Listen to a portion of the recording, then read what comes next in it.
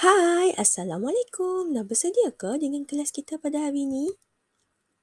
Okey, saya Cikgu Atika akan mula mengajar awak bagi subjek Pendidikan Seni Visual. Baiklah, untuk hari ini awak akan belajar tajuk 5 reka bentuk landscape. Okey, apa itu landscape? Landscape ialah reka hias luar rumah sama ada secara semula jadi ataupun buatan manusia. Sebagai contoh, secara semula jadi seperti tumbuh-tumbuhan, tasik dan contoh buatan manusia seperti gazebo, tempat berjalan kaki dan sebagainya. Okey, sebelum kita teruskan pembelajaran pada hari ini, cikgu harap semasa awak menonton video ini, tolong buka buku teks muka surat 48. Baiklah, objektif pembelajaran. Okey, cikgu harap pembelajaran dan pengajaran hari ini awak dapat mengenal pasti sejarah perkembangan reka bentuk landscape.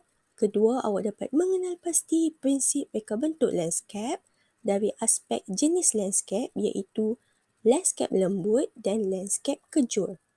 Okey, kita pergi kepada sejarah perkembangan reka bentuk landscape. Okey, reka bentuk landscape ni terawal dikesan apabila dibina Taman Gantung Babylon di Iraq sekitar tahun 600 sekitar Masihi. Okey, kemudian wujudnya pula Taman Alhambra di Sepanyol yang telah dibina pada akhir abad ke-11.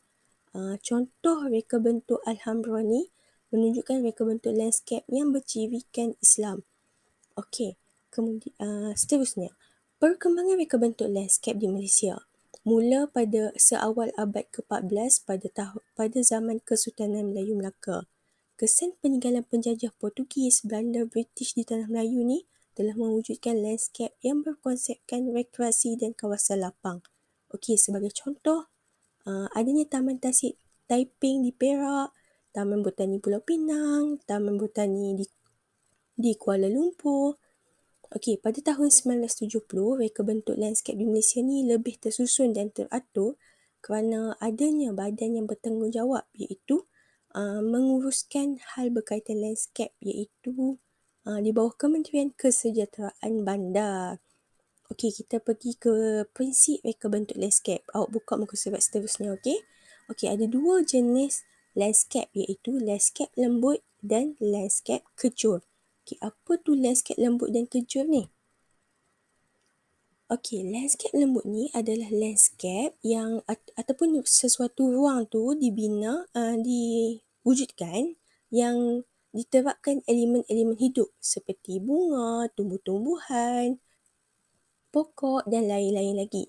Okey, sebagai contoh awak boleh tengok di sekitar kawasan rumah awak, mungkin di kawasan taman awak yang ada ibu atau ayah ada susun pasu bunga, kan, ada tanam pokok-pokok. Okey, tujuan landscape lembut ni untuk menjadikan suatu landscape tu kelihatan cantik. Yalah, ada bunga mestilah cantik kan.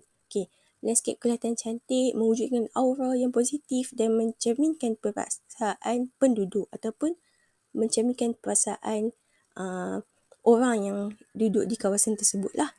Okey, landscape kejur. Okey, apa tu landscape kejur? Landscape kejur ni adalah satu ruang yang diwujudkan dengan adanya elemen-elemen keras ataupun objek bukan hidup konkret seperti kayu dan batu. Contohnya laluan pejalan kaki, arca, kolam, air terjun dan elemen fizikal. Okey, landscape kejur ni awak boleh lihat contohnya di Taman Awam, kan? Ada trek jogging, ada tempat berteduh, betul tak? Okey. Cikgu harap berdasarkan penerangan hari ini awak dah dapat dua benda iaitu awak dah tahu mengenai sejarah perkembangan reka bentuk landscape. Kemudian awak dapat tahu ada dua jenis landscape iaitu landscape lembut dan landscape kejur. Okey, tugasan hari ini. Tugasan hari ini, awak pilih salah satu jenis reka bentuk landscape yang awak dah pelajari. Ada dua awak belajar. Pilih salah satu saja, sama ada lembut atau kejur. Pilih salah satu saja. Okey, rakamkan gambar awak di kawasan tersebut. Kemudian hantar pada cikgu. Okey, awak boleh tengok di kawasan sekitar awak saja, di rumah awak. Mungkin mesti ada kan? Okey, semasa awak hantar tugasan tersebut, hantar secara personal, pastikan awak nyatakan jenis landscape, awak bagi tahu nama dan juga kelas. Okey? Okey, terima kasih atas kehadiran pada hari ini. Teruskan belajar, siapkan tugasan dan jaga diri. Goodbye.